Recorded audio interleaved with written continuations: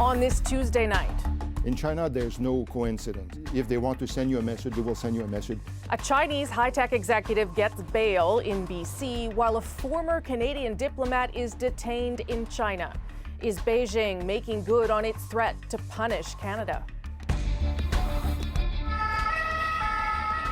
A deadly attack at a French Christmas market sparks a manhunt. Police knew all about the suspect. Why couldn't they stop him sooner? You want to know something? You've said it. Okay, you want to put that on my... You've said it. I'll take it. And you don't often see political negotiations like this on TV. I will shut down the government. Okay, absolutely. fair enough. And I am proud, and I'll tell you what. We disagree. Could the battle over Donald Trump's border wall really grind government to a complete halt? This is The National.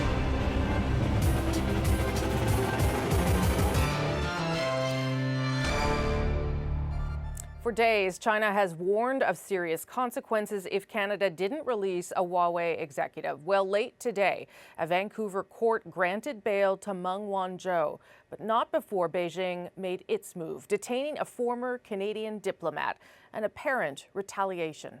The case has launched a tense diplomatic row among three countries, and there's a lot at stake for Canada, who made the arrest at the request of the Americans, and of course for the two global powers at the center of it all, right now embroiled in trade negotiations so important that Donald Trump even threatened to step in.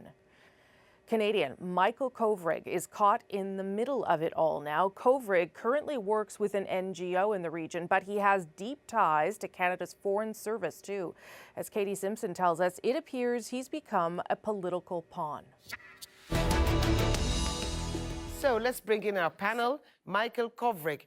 Michael Kovrig knows exactly how China operates. As a former Canadian diplomat, news agencies sought out his expertise. Now the analyst has become the story. Obviously, we are aware of the situation of a Canadian detained in China. We have been in direct contact with the Chinese diplomats and representatives. Kovrig was arrested in China, but Ottawa says there's no explicit reason why. This former Canadian ambassador who worked with Kovrig says it is likely retaliation after Canada's arrest of Meng Wanzhou. In China, there's no coincidence. If they want to send you a message, they will send you a message. Guy Saint-Jacques says Kovrig received specialized diplomatic training. He was given sensitive assignments and met with Chinese dissidents. In a brutal twist, he also played a vital role in helping Kevin and Julia Garrett after the Canadian couple was unjustly detained by the Chinese. So he will be subject to lengthy interrogation sessions. Unfortunately, Michael knows this because he was at the embassy when we were dealing with the Garrett case and trying to get them out of China. We are treating Mr. Kovrig's case really seriously. The Foreign Affairs Minister is now seeking more information about Kovrig's condition, and until details are clear, Chrystia Freeland has a message for his family. This has our attention at the very highest levels of our government. We're very, very focused on it, and know that we are concerned. The Foreign Affairs Minister has spent the past 2 days emphasizing that Canada can't and won't intervene in the Huawei case. But that message is being undercut tonight in stunning comments by U.S. President Donald Trump, who tells Reuters he would intervene if it would improve U.S.-China trading relations. That is a move that is not going to improve Canada-U.S. relations. Katie Simpson, CBC News, Ottawa. Okay, now to the side of the story that's playing out right here in Canada. Huawei CFO Meng Wanzhou was arrested more than a week ago on those U.S. charges related to possible violations of trade sanctions against Iran. The U.S. wants her extradited, but tonight she's been granted bail by a Vancouver court. The hearing lasted 3 days, and as Briar Stewart tells us, permission to be released comes at a hefty price. When the judge announced that Meng Wanzhou had been granted bail, her supporters who had been in court and outside standing around with signs started clapping. I feel exhausted, and I can I quite satisfied with the Canadian system. We think she should have released right away, back to China. That's what should do. But Meng will stay in Canada, in a home owned by her husband, and she'll have to abide by an 11 p.m. curfew. In the judge's decision, he referred to her as a well-educated woman without a criminal record. He said she could be released with a number of conditions to prevent her from fleeing. Her husband, a venture capitalist, will put up $7 million in cash.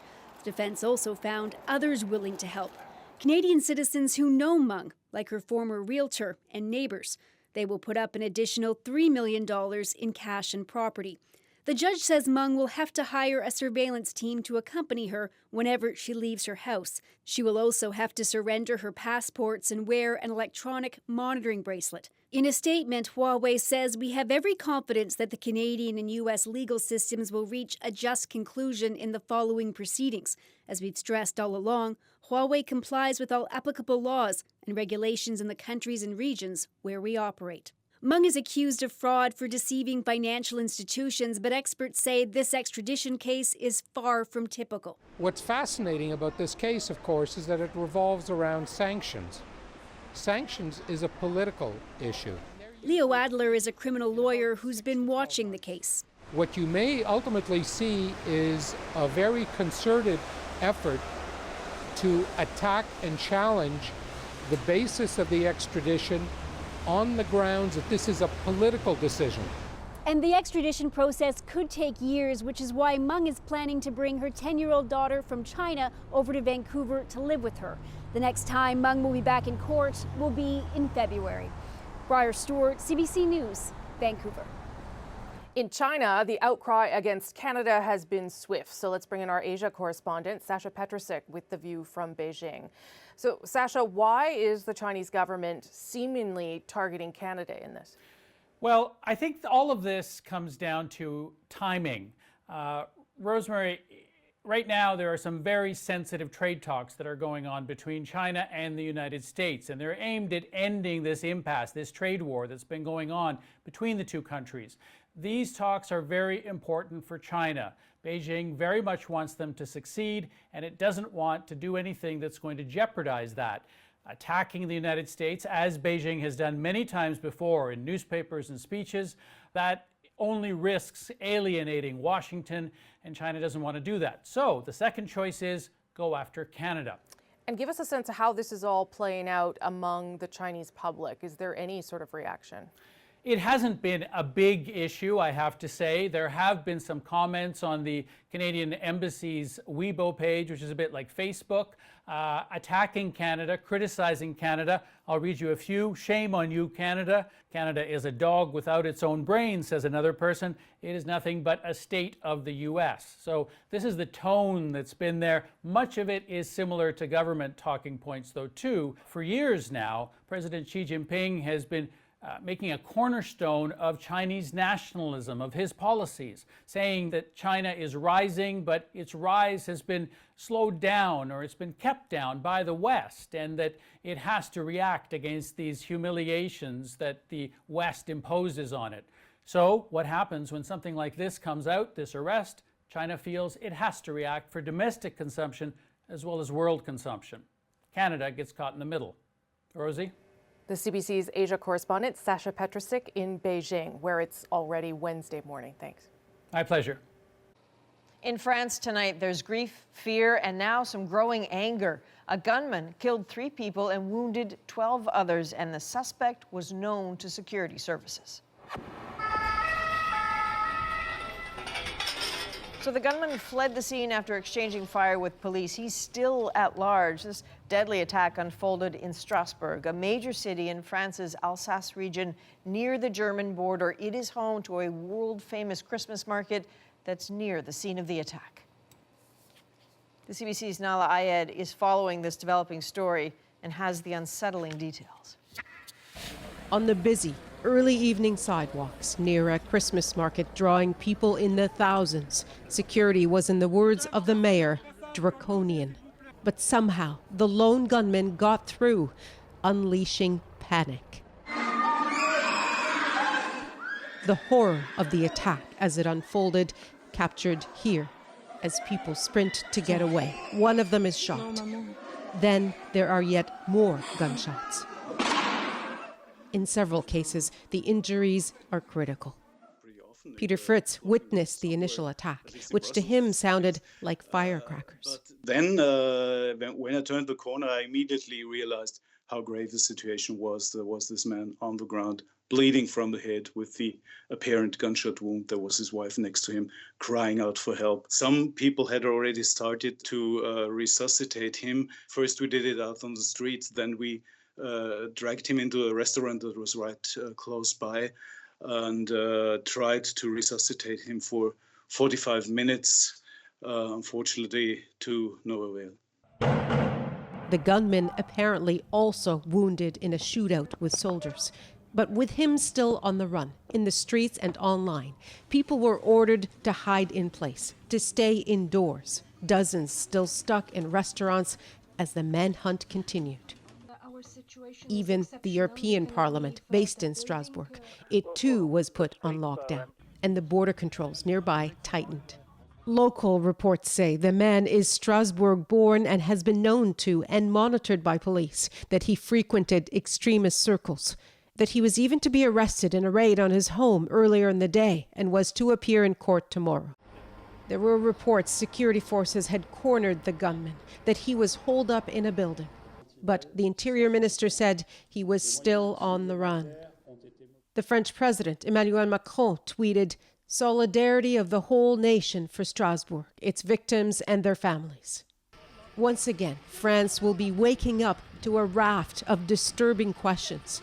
Strasbourg's mayor says the Christmas market will be closed tomorrow to investigate how the gunman got into the security zone to kill. The other urgent question is why. Nala Ayed, CBC News, London. Now, the suspect in the Christmas market shooting was on something called the S list, S for security. It's effectively France's terrorism watch list, and it's huge. More than 26,000 names are on it, and some of those people have gone on to attack. August 2015, a man who opened fire on a train, wounding 4, was on the S list. March 2018, a 26-year-old who killed 3 people and took hostages at a supermarket was on the S list. And so was the knife-wielding man who stabbed 5 people in Paris, killing 1 in May. Now, that's just a sample. There are more. And that fact frustrates the French. Est-ce qu'on n'aurait pas pu s'attendre justement à plus de surveillance, sachant que ce fichier S habitait Strasbourg? Keeping an eye on all those people is beyond the capabilities of even the most robust forces. Full-time monitoring of 1 person on the list, according to French police, would take 20 officers. So nearly 500,000 officers would be required to simply watch them all. And here's a jarring detail. Last spring, a local official said 10% of all the people on France's S list are reportedly from the greater Strasbourg area. Okay, let's take you to Washington now, where for all the recent talk about civility, leaders on both sides of the aisle sure gave each other an earful today, right in the Oval Office. A meeting between U.S. President Donald Trump and top Democrats devolved into a very public bickering match. Ellen Morrow takes us through the fiery exchange moment by moment. Okay, thank you very much. It's a great honor to have Nancy Pelosi with us and Chuck Schumer with us. It started off amicably enough, but then... If we don't get what we want, one way or the other, whether it's through you, through a military, through anything you want to call, I will shut down the government. Okay, absolutely. fair enough. And I am proud, and I'll tell you what, I am proud to shut down the government for border security, Chuck. An explosive encounter normally reserved for behind closed doors, playing out for the press. We need border security. The wall is a part of border security. You can't have very good border security without the wall. That's specifically not true. That is a political promise. Border security is a way to effectively honor our responsibility. And the experts say you can do border security without a wall, which is wasteful and doesn't solve the problem. At issue, Trump's border wall. He wants $5 billion in funding for it to avoid a government shutdown. The Democrats say no way. Let me just finish. Because you can't get your way. The last time you shut it down, you got killed. Let me say something, Mr. President. You just say my way or we'll shut down the government. The White House called the meeting constructive. It's a preview of the next 2 years in Washington, with politics set to become even more divided once the Democrats take the House in January. Pelosi alluded to the midterm victory today, and the president hit back. 60 people of the Republican Party are losing their offices now because of the transition. People are not, the morale And we've gained is in the not Senate. up. Nancy, we've Morale gained in the Senate. Excuse me, did we win the Senate? We won the Senate. Despite the sparring, President Trump tried to end on an agreeable, if not ironic, note. We need border security. I think we all agree that we need border security. Yes, Is that we right? do. Good. We do. See, we get along. Thank you, everybody. But can the two sides ever agree on what border security means? To borrow a phrase from President Trump himself, we'll see what happens. Ellen Morrow, CBC News, Washington. Well, overseas, Brexit is in trouble. As it stands, there's just one deal on the table for the UK's orderly exit from the EU, and it is on life support. So Theresa May has embarked on a frantic journey within Europe to get something, anything, that might drum up political support in Parliament. And running away rather than facing the verdict of this House. It's plain as day. The opposition wants to bring May down. We need to do the appropriate thing, have a motion of no confidence in order to get rid of this government. Even members of her own party have reportedly drafted letters calling for her removal. Today, she sprinted through 3 European capitals. A small obstacle, a car door stuck in rain-soaked Berlin. A bad omen, maybe, but certainly one that underscores her predicament. Smiles and handshakes aside, EU leaders with whom that Brexit deal has to be negotiated, their terms are final. It's the best deal available. Indeed, it's the only deal available. So back in London tonight, May returns to an uncertain future for herself and for Britain. Now, there's still time to reach a deal, but the uncertainty alone is taking a punishing toll. And Thomas Daigle shows us who's smack in the middle of it.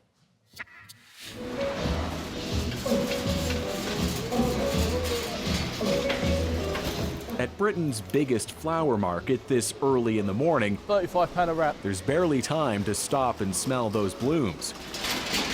With much of London still asleep, this industry is already bustling.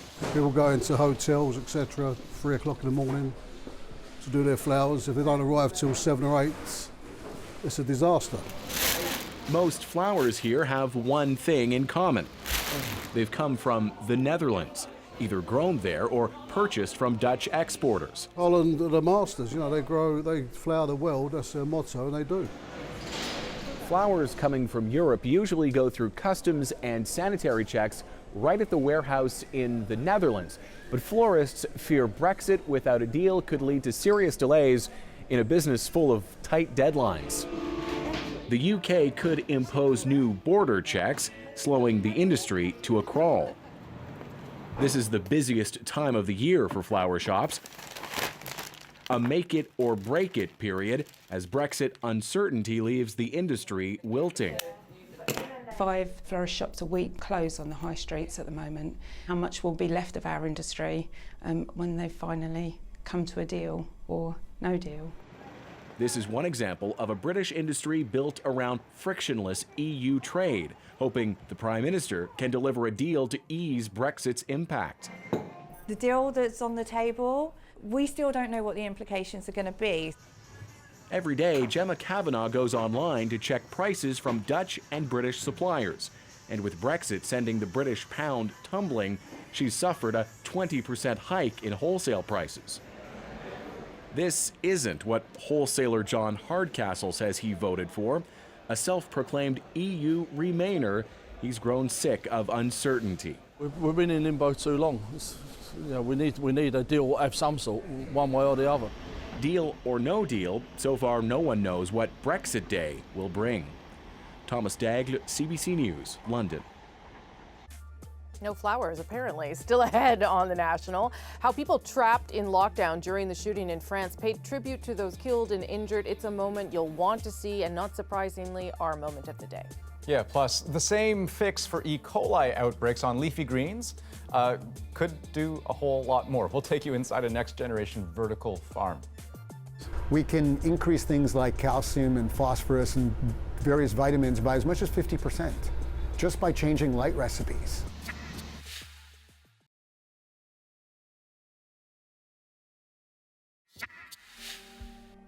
Police discovered the body of a missing teenager in Thunder Bay this past weekend. Braden Jacob was at least the 11th Indigenous youth to be found dead there since 2000. He will be on the minds of many tomorrow when a report is released into the way the city's police investigate Indigenous deaths and missing persons cases. Karen Pauls tells us what the report means to the community. To go to the hospital. This video, which surfaced last week, appears to show an Indigenous youth being hit by a Thunder Bay police officer. You do not spit on me! Because our actions speak much louder than words. Just the latest example of what people here say is racist policing. They're supposed to uphold the morals and values, the very fabric of society, right? And if they're treating Indigenous people like this, that leaves it wide open for Indigenous peoples, for hate crimes. Just a few blocks away, people gathered to support the family of another young man whose body was found in a local park on Sunday. 17-year-old Braden Jacob was in Thunder Bay for medical reasons. It's very shocking for my people in the community are impacted as well. Well, Boss says so far he's happy with the way Jacob's case is being investigated, but that's not true for many cases the police force has handled. There's already been an inquest into the deaths of 7 Indigenous students. But it was 41-year-old Stacey DeBungy's death that triggered the systemic review. His death was ruled non-criminal just 25 hours after his body was found here. Indigenous people are seen differently. When it comes to their safety, when it comes to their tragedies, their deaths. Most of it is all blocked. Thea Glidey never believed the Thunder Bay police report into the death of her sister Christine. To me, it almost felt like they didn't want to deal with it.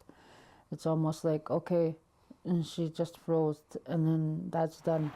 She hopes tomorrow's report will force police to reopen the case.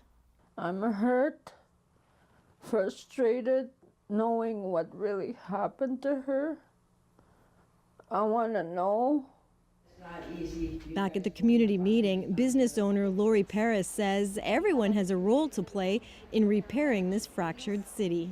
We can become the city that's known for turning this around, or we're going to have a stain in our history that we might not be able to ever get over. Like the sleeping giant, this city is waiting. Karen Pauls, CBC News, Thunder Bay. And still ahead on The National, journalists became the story in 2018. Now Time magazine names the reporters they call guardians as Person of the Year. Plus, in the chilly debate over a holiday classic, a bit of a thaw. I really can't stay. Baby, it's cold outside. I've got to go away. Baby, it's cold outside. Last week, CBC removed Baby It's Cold Outside from seasonal playlists. Some say the song, written in 1944, depicts a predator coercing his target, especially after so many Me Too revelations. Mind if I move in closer? Today, CBC relaxed its decision with this explanation. Because we value our audience input, which was overwhelmingly to include the song, we've put it back on the 2 playlists where it had been removed. But the song is still exiled from the all-Christmas stations owned by Rogers and Bell Media. Just ahead, our pop panel looks at other problematic songs of the season and why they could now leave you cold.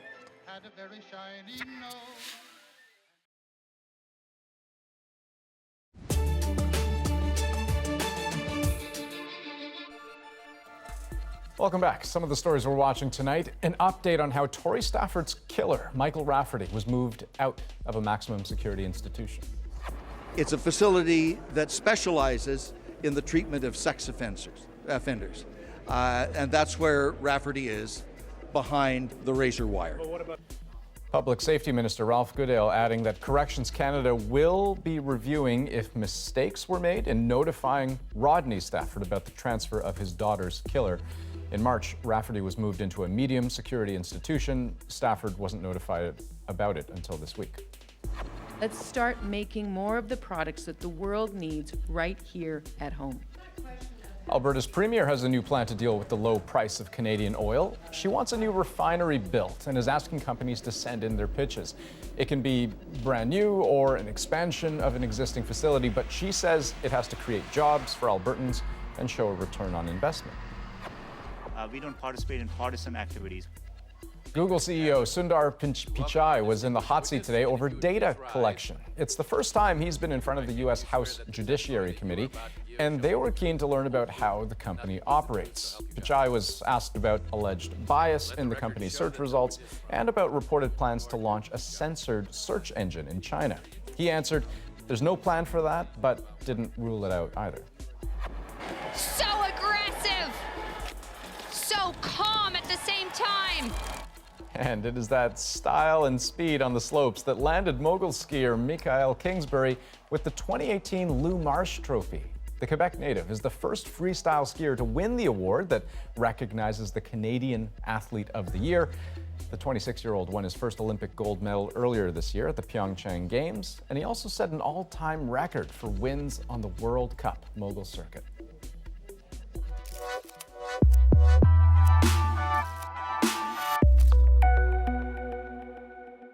Here we go again. Yet another celebrity has been taken down by the internet, and this time it's Kevin Hart. Last week, Hart was named the 2019 Oscars host, and then some of his old homophobic materials resurfaced. The Oscars wanted him to apologize so that he could do the show, but instead he quit, and then he apologized anyway. I'm Stephen Marsh, random Toronto writer. I'm Ashani Nath, senior editor at Flair.com. I'm Elamine Abdul-Mahmoud. I'm a news curation editor at BuzzFeed News. Hart says he's already addressed the old materials and that he's past it. But in 2018, there is no such thing. Now the Oscars are left without a host, and I'm left wondering, who would even want this job? The problem is that there are no comics in the world who are both funny and who have never offended anybody. Okay, so you are all the wily veterans of the pop panel. I am the interloper this week, but I come with thoughts. And we have to talk about this craziness with the Oscars. Right. And Kevin Hart. He was, what, host for 10 minutes? I think, I'm not sure people necessarily remember his sort of half apology, half acknowledgement. So we have a little bit of a tape of it. Let's have a look. The reason why I passed is because I've addressed this several times. This is not the first time this has come up. I've addressed it. I've spoken on it. I've said where the rights and wrongs were. I've said who I am now versus who I was then. I've done it. I've done it. Okay, so I've done it. I've addressed it. But did he ever address those homophobic tweets? Oh, sure, he's addressed them. He's never apologized for it. He's actually just talked about being like, yeah, that was me then, and this is me now. He's never really made the, oh, wow, I did something that was not good in making those remarks back in the day. He's never apologized for them. He's addressed them in a few interviews, and he's got this whole, self-improvement thing. So he's like, I'm Kevin Hart. I'm better than I was, 5 years ago. Well, that's nice, Kevin Hart, but it's not really an apology. So whose screw-up is this? Is it the Oscars or is it Kevin Hart's? I mean, the Oscars should have probably Googled him, or should probably looked up some of his old tweets. That's just kind of the reality of now, is like you better research the people that you hire for these things. I mean, arguably there's no comedian out there that's going to have like somewhat of a problematic past, but I think this example speaks more to how we should or could be apologizing. I don't think Kevin Hart actually properly apologized off the bat. He kind of just said, like, I've evolved, I'm different. And then in the Fast and Furious discussion afterwards, he did eventually apologize. Right.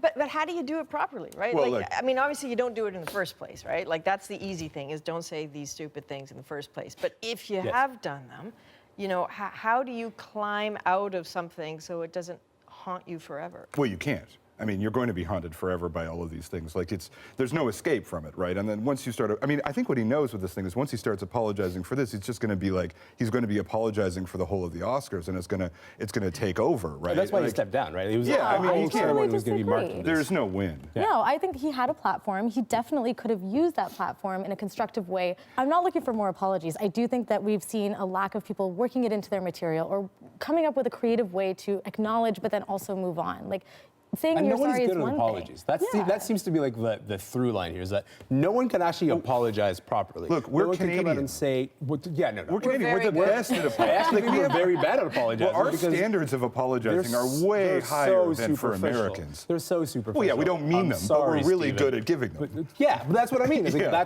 that seems to be what those apologies are. It's kind of like it's a lip service. It's a thing that you do to keep your brand alive. But everyone can look at that and be like, I don't buy it. I'm not buying this sort of contrition act. So how do you make a real apology then? I mean, you talked about it like you work it into your work, but how else do you actually say I'm sorry and mean it? Well, I mean, like, part of apologizing is knowing what you're apologizing for, not being sorry that people are mad at you. Those are two different things. And, like, we teach that to children.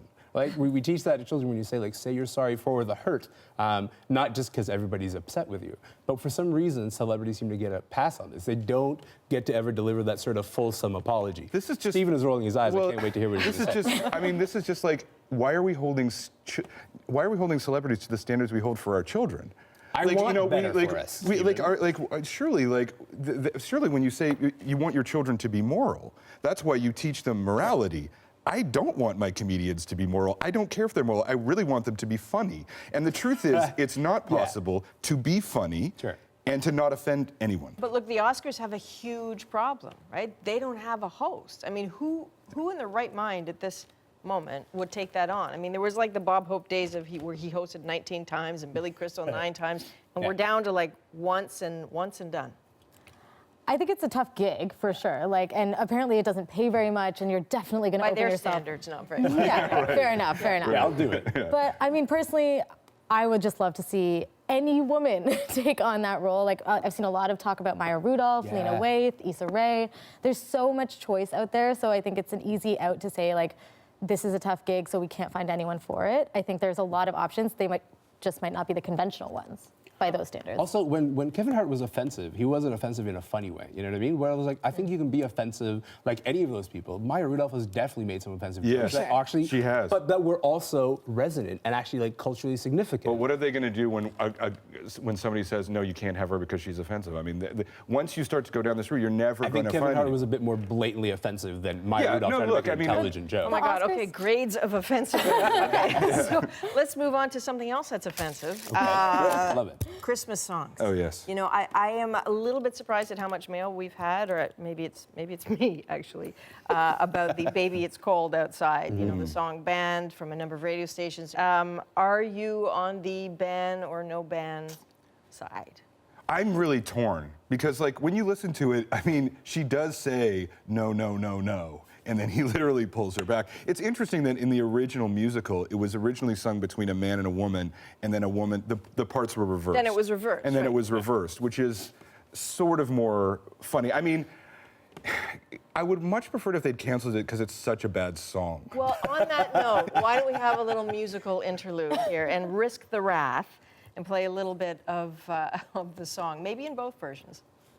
The neighbors might But baby, it's bad out there. say, what's in this No drink? cabs to be had out there. I wish I knew how Your eyes are like stars to right now. break this spell. I'll take your hat. Your hair looks swell. Okay, so in the original film, that version is immediately followed by this one. Night. I'll hold your hands, they're just like My ice. mother will start to worry. Beautiful, what's your And father hurry? will be pacing the floor. Listen to the fireplace So roar. really, I'd better scurry. Beautiful, please don't hurry. Maybe just a little drink more. Put some records on while I pour. The neighbors might. That's so strange. Nobody seems to remember that version. It doesn't make No. it any better, though, I'm guessing. No, not to me. I mean, why do we have to defend this song? Yeah, I know. It's not a matter of like, listen, I get it. People are outraged at the outrage. That seems to be a part of the news cycle. This just seems like a weird song to die on the hill of. Out of all songs, it's just like, it's not good. And there are so many others to talk about. I Yes. figured we'd go around the table and look for your problematic picks. Moderator's privilege. I'll go with mine first so you don't steal it. I used to belt the song out as a teenager, like full-throated enthusiasm until, you know, I got a little older, I started to read about it, and I started to cringe. Oh, I can't wait. But it comes up every year. Have a listen.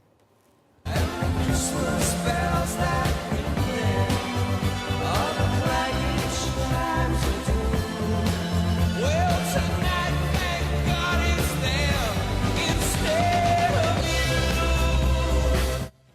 Let's just soak that in.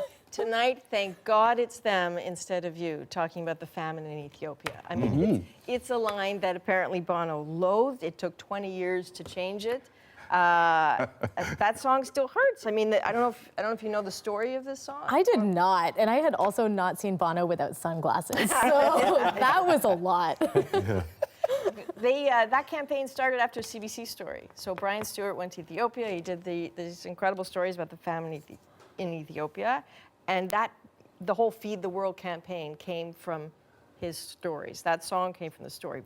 But what a legacy. But you know, and then it all comes down to that lyric. Or do they know it's Christmas time? Yeah. Yes. Yes, the Ethiopians they know it's Christmas time. For sure.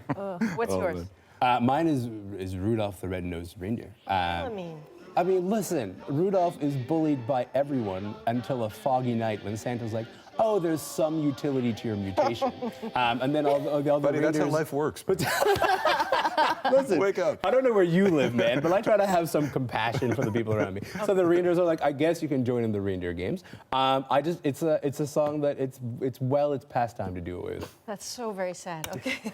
All right, mine's not exactly problematic, but it's weird. The older I get, the weirder it sounds. Grandma got run over by a reindeer. Yeah. She was drunk, went out into the street, died, and then they sang about it.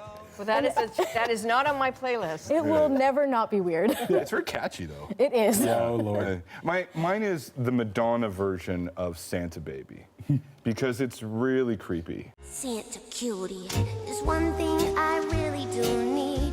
She sings it in a sort of like little girl voice, and it's really like double entendres Like about Santa as a sugar daddy? Basically, like, come down the chimney, Santa, I'll sleep with you, you'll give me presents. I mean, it's really unattractive. Well, you know, oddly enough, you're not the only one to think that. That is almost precisely the email I got just last week. As always, you have your finger on the pulse. Listen, you're a bunch of ruffians. Thank you very much. Pleasure. Thanks for having us. Thank you. Totally ruined Christmas for me, but there you go. Here's one more pop culture moment that caught our eye. You know these two. Check them out. Eugene Levy and Catherine O'Hara, stars of CBC's award-winning comedy Schitt's Creek.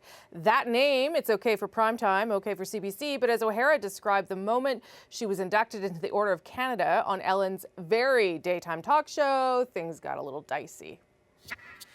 So then I get up and they read my citation. Her remarkable talent has led to many memorable performances in such blockbusters as Beetlejuice and Home Alone. And then the girl says her current project is... I looked at her, you're not going to say it. Most recently in the hit series Schitt's Creek. She said, Schitt's Creek. Thank you. I have to beep you. You can't. I got bleeped? Yeah, because it's daytime, so when you say Schitt's Creek, I have to say... No. Yeah, I can say Schitt's Creek, but I have to do that. Oh, that's f***ed up. Oh. Schitt's Creek, nothing happens to me. All right, your moment of the day is coming up. But first, a preview of a story we'll have for you tomorrow on The National. Before solar and wind can be used to power neighborhoods and cities, scientists need to build a battery that can store all that electricity. Well, Paul Hunter meets a Canadian making waves at MIT and around the world for his work on a game-changing charge.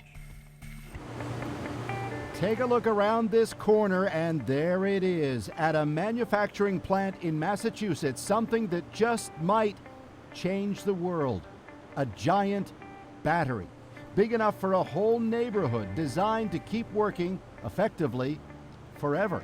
I want to have a battery that's big, reliable, safe, and will deliver electricity for decades.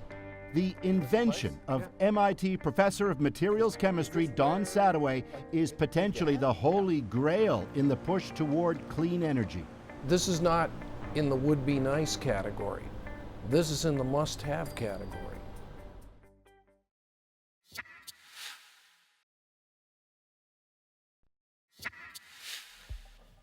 People in Ontario, Quebec, and New Brunswick are still being told to avoid romaine lettuce following a recent outbreak of E. coli. This is the third such outbreak in just over 12 months. In all, 77 people have gotten sick. And part of what makes romaine susceptible, and lettuce in general, is how it's grown. often in big fields where soil and water can be contaminated by runoff from nearby farms. But there is another way. Tonight, Aaron Saltzman takes us inside a high-tech farm that's growing local, organic, non-GMO greens without the fear of E. coli. At this upscale Italian restaurant, one of the favorites on the menu is Nona's salad. It's beautiful. We had one guest who came and ordered it for lunch and ordered a second one and then brought her friend the next day to order one, and then she came back a second day and had two. It's modeled on a salad his grandmother served him growing up, but the main ingredients didn't come from any garden she's familiar with. Nona's salad starts life here. A 100 square meter fully automated hydroponic farm in a warehouse about 10 kilometers away from the restaurant. Our plants are actually growing up in pure water. Urban vertical farming is growing wildly around the world, and in the wake of a series of so far untraceable E. coli outbreaks involving romaine lettuce, proponents say this is a safer alternative. We can track from the seed all the way through the growth cycle. We know the pH level of the nutrient and the water that these plants were grown in essentially every single day of its life. But this indoor farm is also different than others. The key is the lights. Changing the color of the light alters the physiological response of the plant. So using different light combinations, they can manipulate size, shape, texture, and taste. Oh, peppery. Yeah, pepper. Wow. Way more peppery than the arugula I'm used to. What a difference. Light can also be used to change plants' medicinal compounds. It can even make them more nutritious. We can increase things like calcium and phosphorus and various vitamins by as much as 50% just by changing light recipes. This controlled environment was developed at the University of Guelph. The original goal of the research, finding a way to support human life on a mission to Mars. Food determines how far from Earth we can go and how long we can stay. They don't have a mission to Mars yet, but there's no shortage of harsh environments on Earth that could benefit from fresh, local, nutritious vegetables, like the Canadian Arctic or the middle of a desert. Recently, Kuwait set up a large-scale pilot project using this Canadian technology. So far, though, no similar venture here in Canada. It galls me, quite frankly, to think that this Canadian technology, which should be in the north, addressing food security issues, will find its first expression in a large-scale pilot in the deserts of Kuwait. Perhaps one day Canada too will recognize that the potential for these leafy greens goes well beyond a tasty lunchtime salad. Aaron Saltzman, CBC News, Toronto. The moment is next. How those stuck in lockdown in France during today's deadly shooting paid tribute to the victims. But first, Times Person of the Year is a news event created by journalists and this year for journalists. What Time magazine calls the guardians on the front lines of the war on truth. People like Jamal Khashoggi, long a critic of fellow Saudi elites, who walked into a Saudi consulate and never emerged alive again. Or two Reuters journalists jailed for their coverage of Myanmar's slaying of Rohingya Muslims. Every day that Walong and Choseo remain in prison is an assault on press freedom. Time notes that 262 journalists were imprisoned in 2017, a record. Another person on the cover of Time could be next, Maria Ressa. No one has covered the Philippine President Rodrigo Duterte's violent tenure like her scrappy news site Rappler. When I spoke with Ressa last year, she talked about the death threats she was getting. If you do not believe in us, you do not deserve to exist. Now she's facing tax evasion charges that could put her behind bars for years. You could say 2018 is a reminder of how dangerous journalism can be, but not just for journalists. The powerful are clearly afraid of what they do.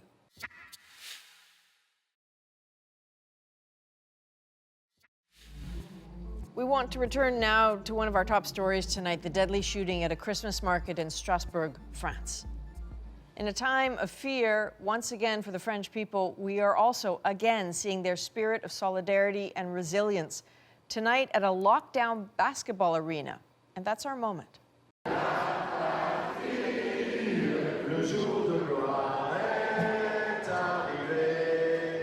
La Marseillaise, it's France's national anthem, a song about revolution, defiance, and unity. And this is home court for Strasbourg's pro basketball team. It's just across from the European Parliament, and everyone near that was ordered to stay in place with the gunmen still at large.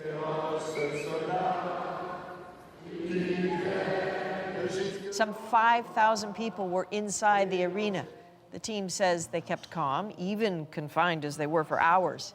And we've seen that spirit before in the 2015 attacks in Paris.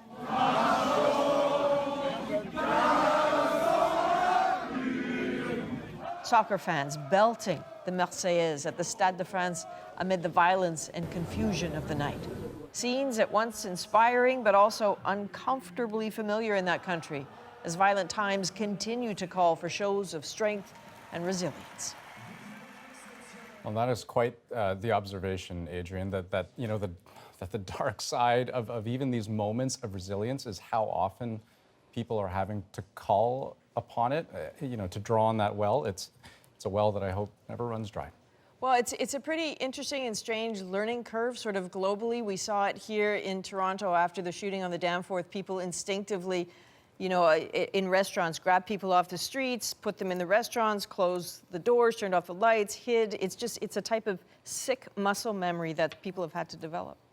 And the Marseillaise, well, the first version of it anyway, because it's been rewritten, was written in Strasbourg, actually. So that's the National for Tuesday, December 11th. Good night, everyone. Good night. Good night.